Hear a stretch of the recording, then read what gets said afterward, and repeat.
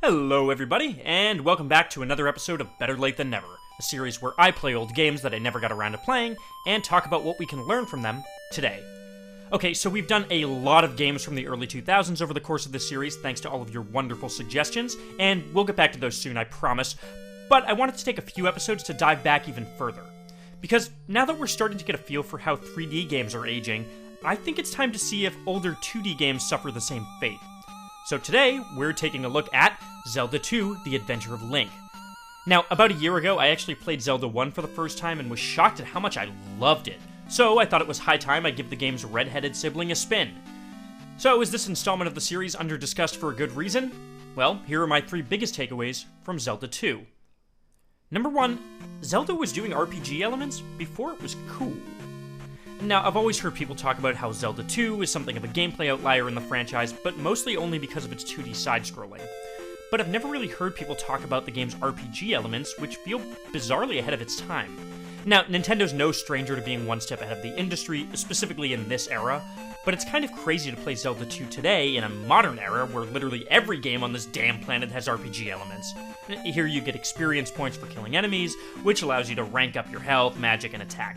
Yeah, it's rudimentary and certainly not groundbreaking, but it was kind of eye-opening to see Nintendo experimenting with RPG adventure games decades before that became the norm.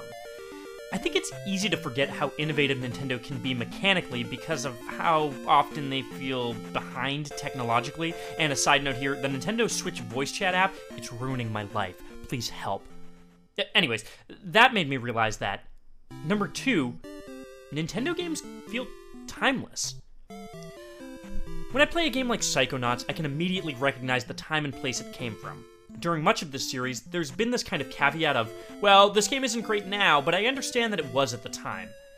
I rarely ever feel myself saying that with first-party Nintendo games. Now sure, the N64 catalog has some definite examples of that, but for the most part, I find that a lot of the 2D Nintendo games still feel really good today, Metroid notwithstanding.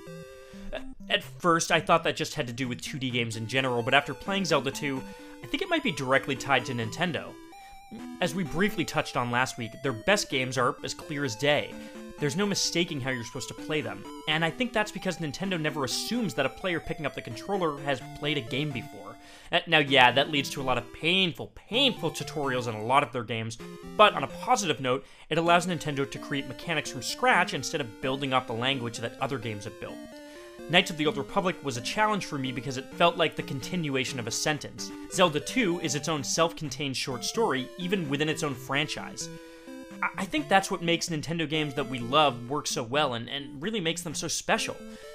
But of course, this wouldn't be an episode of Better Late Than Never if we didn't end on a troubling point, so, number 3, yeah, the games from our youth were really that hard. Now, like a lot of you, I remember the NES and Genesis games of my youth being way harder than today's games, and I always kind of wondered if that was because I was a dumb kid with bad coordination. It was probably partially that, but with Zelda 2, I feel vindicated. This is a ridiculously challenging game in any era, and I think that many people would probably say that they missed the days where you really needed to ram your head against a wall to beat it, but I'd like to posit that this is where the era of 2D games starts to run into trouble when it comes to holding up over time. By the end of Zelda 2, I was using the 3DS to create save state after save state just to be able to cross a single dungeon room. If I didn't have that feature, there's really no chance in hell I would have beaten Zelda 2, nor really had any desire to. It is blisteringly hard, and not so much in a fun way. More in a, well, I died again, time to tediously navigate all these screens again for the 20th time so I can reach a boss I can't beat way. I don't think a game's quality is dependent on how possible it is to beat it, of course, but I think that type of unforgiving gameplay is where these games start to feel outdated. We talked briefly about Metroid a while back, and I think it's a great example. It's not hard because it's a rewardingly challenging experience. It's hard because some of its core mechanics are just frustratingly ancient. It's almost the opposite problem as Knights of the Old Republic. These games are completely legible, but that makes moments where you know how a game should feel all the more annoying. Maybe the tightness of 2D design puts a magnifying glass on a game's flaws. You know, I imagine we're going to keep investigating that idea as I look at some more 2D games, so what game should I tackle next? Take a look at my list in the description and let me know in the comments. Until next time, have fun or something. Go play games, I don't know.